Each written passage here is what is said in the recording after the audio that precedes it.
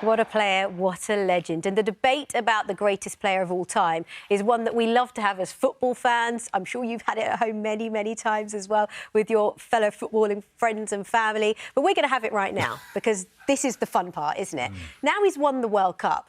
Is he now considered the GOAT? Is there a debate anymore? There's always debate because it's always going to be about what you think. I think what he's put to bed, though, is the debate of this generation, you know, because he's gone and completed it now. He's won everything in the game. And it was beautiful to watch, you know, from the final itself over in Doha was a spectacle, and it just ended up with just a beautiful way where he's, you know, this lad, because early on in the tournament I did the games and he was strolling around and there was question marks about and he just burst into action at certain moments and just carried his team, and it's beautiful to watch because I've never seen a player like him, what he can do with a ball, you know, his ability, his personality, everything, and it's just a joy to watch him every time. I think he's the greatest player of all time.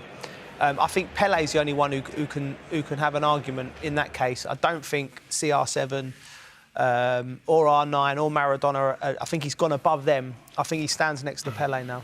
Yeah, well, that's a massive statement, isn't it? Isn't it, Jenny? I mean, Pele and Maradona, they had won the World Cup and they kind of had that over him potentially, but now they don't. I just wonder, though, does it matter in what era you've played in as a footballer? Because now it's all about speed and intensity. Back then, it maybe was a bit more brutal. I think the era has to be considered when you're having that debate. But going back to what Joe said and Messi, I think it's different because I think in all the other teams and all the other players that you're mentioning, Maradona, Pele, R9 even, I think their teams would have progressed without Messi. Whether they would have won it or not, I don't know. I don't think Argentina get out of the group stage if Messi's not in that team. So the fact that he took it upon himself to decide the whole World Cup, and after a game where against Saudi Arabia, where you're debating whether he's still got the magic, and all of a sudden he goes, yeah, I've still got it. I'm going to show you in every other game. And he's just selective in his moments, but his moments were so decisive. They won the World Cup. How has his game evolved then from his time at Barcelona to now at PSG? I mean, first of all, he's one of a kind. He is a true football genius. This is young Messi, and you know, speed and the power and the technique and the dribbling is unmatched almost. In terms of Maradona, it's probably the only real comparison. And at this time, I think he was just the best dribbler. But I think the one thing for me that sets him apart, I think, is his football intelligence. For me, I don't think it's a fair fight because it feels like he's a second ahead of everybody else. I think he sees the game a second quicker, and I think that is a true genius. And the way his longevity, Seema, is outrageous. He's dinking the ball with his weaker foot there. I mean, the guy is just one of a kind. Now we've seen him evolve and playing more in this, you know, come deeper, get on the ball, play as a playmaker. You know, we talked about goals, we talked about assists. He's the perfect football player. That finish is ridiculous. Again, but the clips are similar. And then obviously it's over a 10, 15-year span. It's just how selective he is in doing it. I don't think not as quick anymore, is it?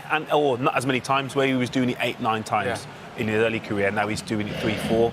I was watching him, Joe, sorry. I was watching him at the World Cup with some greats of the game, and he was strolling around doing nothing off the ball, and there was he's not doing this, he can't do this, can't do that. And it's almost like what Owen says, football intelligence. He sees the game more than anyone else. He's like a boxer. Then he comes alive there, doesn't he, Joe? Like a boxer in the first 2 rounds when they're having a look at the opponent and they're seeing what they're doing. That seems to be the first 15, 20 minutes. He strolls around and he's looking for weaknesses in the opposition. I've never seen a player that can do that. Usually you're on the pitch and us three would have been flat out trying to be good in every moment of the game, good off the ball, good on the ball. He's like, I'm just going to have a minute here, I'm just going to have a look, I'm going to ghost over to the left, I'm going to ghost over to the right, I'm going to drop in here. What do they do when I do this? What do the defenders do? He has a look at the opposition and then he figures it out, and then it gets to a certain point and he'll burst into action. He can't do that, like Jolien said, 6, 7, 8 times a game now, but 2, 3, 4 times a game is still enough to win the games at the very, very highest level. And also, I guess, in an era where we are talking about running stats so much, as you mentioned, Joe, he is at the other end of the scale, but he's intelligent with it. Seema, he would have run the least out of any player. We watched him walk around, didn't we? We watched him walk around. Yeah, but that's important that his team recognise he still has the capabilities to decide games, so they put in the shift, and that's the key factor with PSG. It's like, how many of you want to allow Messi to be the superhero, the main guy in this team? And if you want to do that, he will produce. But if you're not and you want to be part of that and you want to be man of the match, that's when you're like, potentially you could be playing with 9 men, 10 men.